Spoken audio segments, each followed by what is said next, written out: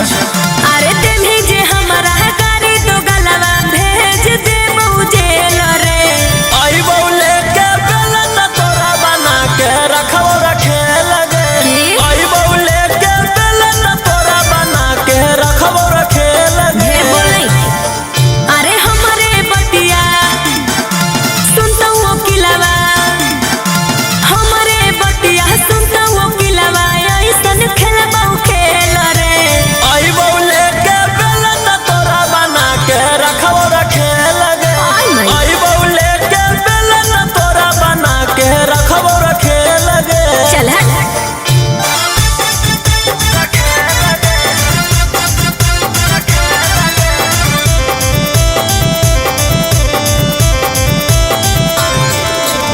Music by Arya Sharma.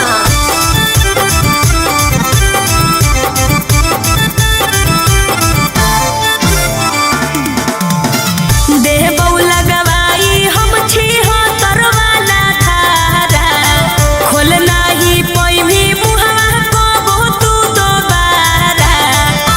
की बुझले बतिया हमर मान गे करे नहीं परेशान गे। जौना के दम पर उड़ो ही ओकरो ले ले बहुजान गे। चल चल अरे लिहे न टकर लड़की के चक्कर।